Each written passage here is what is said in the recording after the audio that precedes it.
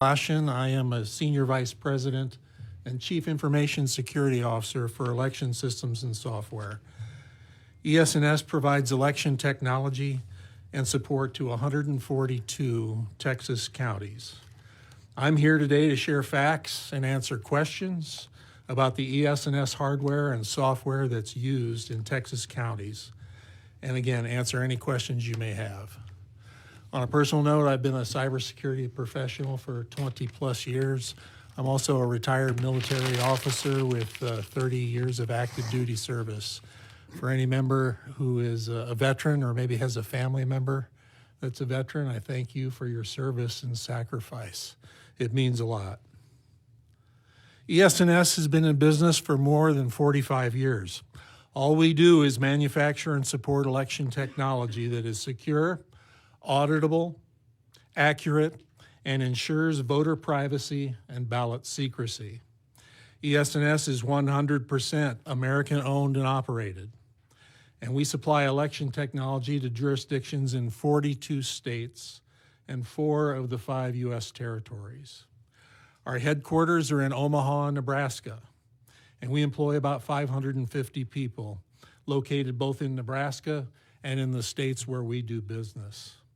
We manufacture voter-verifiable paper-based vote tabulation systems, electronic poll books, ballot on demand, voter registration systems, and we print millions of paper ballots used across the country each election cycle. We have more than 30 federally certified versions of hardware and software in use in the field across the United States today. The state of elections in Texas can be described in 4 words: secure, accurate, transparent, and auditable. Through a partnership with the Texas Secretary of State's office, ES&S submits election technology for rigorous testing and certification by the Secretary of State's team. And once certified, our systems can be used by all 142 Texas counties we support. In doing so, Texas voters can be assured that their votes are counted as cast, and all elections can be audited in accordance with state law. Now, as been reported, during the November 2024 general election, an issue arose with some ES&S electronic poll books used in Texas. Following a review of that issue, the Secretary of State's office issued a decertification of that particular version of electronic poll book software used in the state. ES&S accepted responsibility for that issue, and we immediately took corrective action. We have prepared a new, updated version of the electronic poll book software, which corrects those issues noted by the Secretary of State. And we have submitted that for new state certification. We hope it will be used in Texas very soon. We are proud of the work that we've done in support of the elections in the state of Texas, and we are committed to continually enhancing the performance, security, accuracy, and accessibility of our products for the long run. We look forward to working with this committee and with the Secretary of State's office to support election officials all across the state of Texas, but especially the voters of Texas. I would like to now answer any questions that you might have. Thank you, sir. Members, any questions? Ms. Swanson? Thank you, Chairman. Thank you for being here. And so I wanted to give you a chance to address anything else, whether your machines had ever been hacked. Well, first of all, okay, your machines cannot be hooked up to the internet, right? Not the machines that you vote on and not the counting tabulators, right? That's correct. So those ballot marking devices that Representative Toth was talking about, they are a assistive device that allow voters to make selections on a touch screen, and then a paper ballot card is printed. Those do not connect to the internet in any way, shape. And they not cannot. The tabulators either, The tabulators, we make 2 kinds, a precinct tabulator for a small county that maybe has 1,500 registered voters, and then a very large high-speed central count scanner. None of those devices that are sold and used in Texas can connect to the internet in any way, shape, or form. There are a handful of states where state law allows for the unofficial transmission of election night results, states like Wisconsin, Rhode Island, Florida, Michigan, and a few others, where state law allows their counties to transmit unofficial results at the end of election day after the polls have closed. And those devices use a private circuit that is not the public internet to transmit results from the polling place to the county office. That's only in a handful of states. Those do not exist in the state of Texas. How do we make sure that you're not sending us the wrong machines? Well, there is a rigorous manufacturer and quality assurance process in place. Our contract with the state of Texas or the counties would stipulate that there are modems installed in the machines, that there's the specialized software required to operate the modem, and that the county had a contract with Verizon or AT&T to connect to transmit those results. None of that exists in any county in the state of Texas. Okay. Have your machines ever been hacked in person?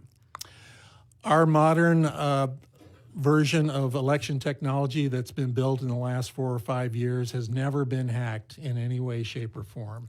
Now, machines that we built 20 years ago, before cybersecurity was a thing, they've shown up on eBay and at refurbishment websites, and occasionally one has shown up in a conference room in a Las Vegas hotel where energetic hackers with unlimited time and specialized tools have been able to break into these 15 and 20-year-old machines and manipulate their operation. But none of our modern technology has ever been hacked in any way, shape, or form that would influence the outcome of an election. And no Texas counties are using your old generation machines? No, they are not, thank Okay. goodness. All right. Another question I would have is, because of the difference in how the ballots get numbered and your check-in system, your machines had the unfortunate capability of counting the same ballot like an infinite number of times.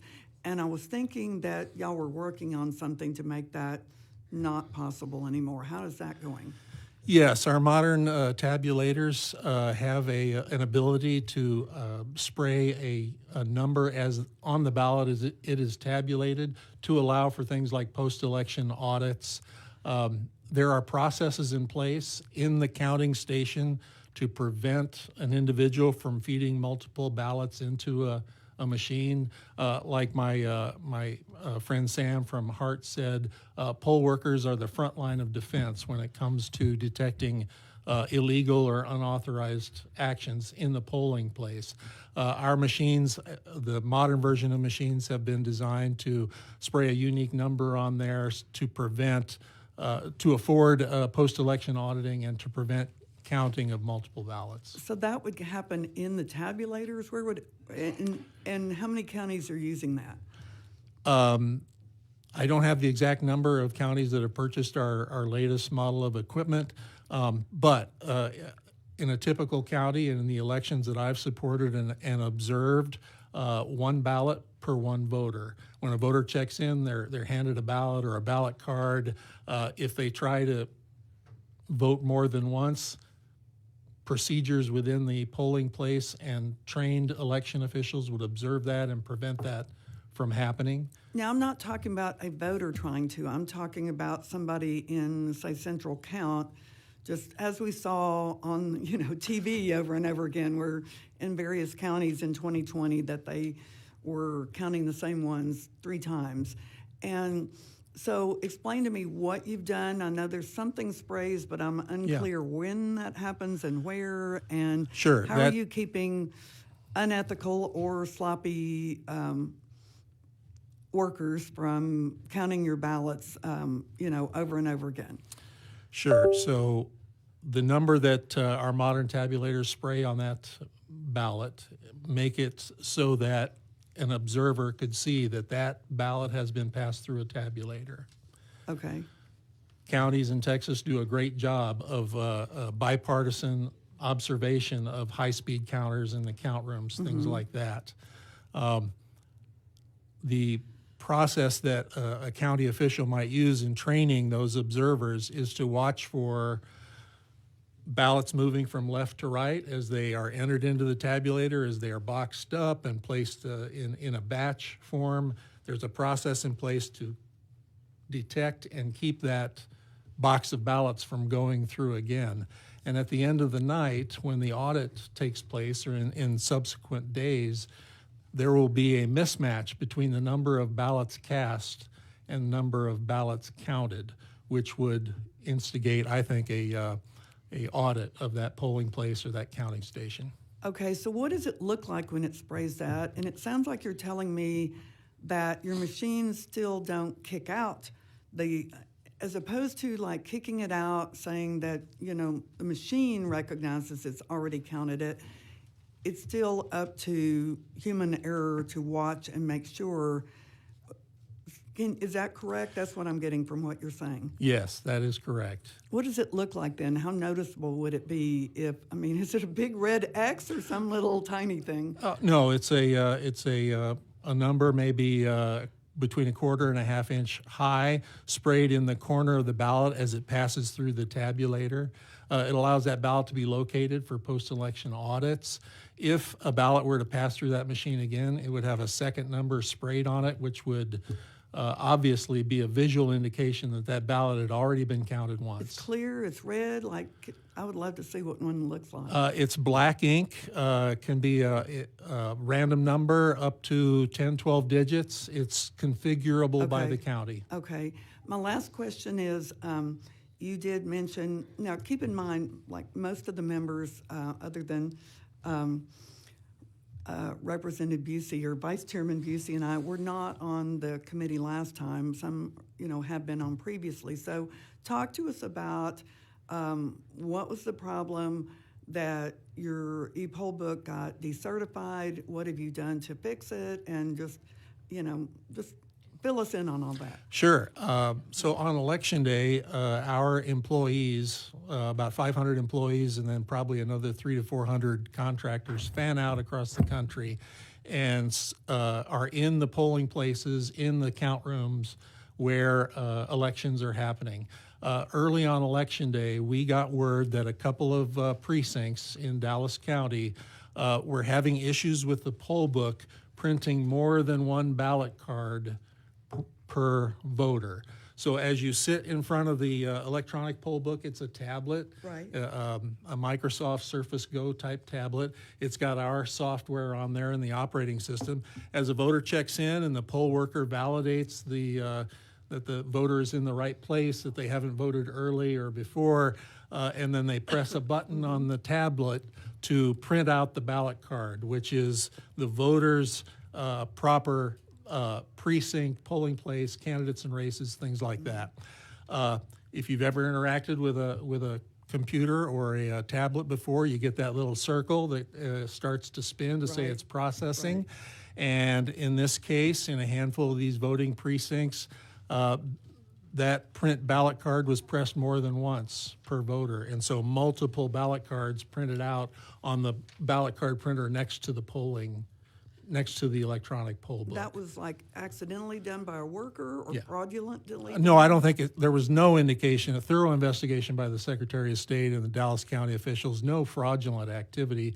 I think an impatient poll worker perhaps, but it was a problem that our poll book didn't recognize that, multiple pushes.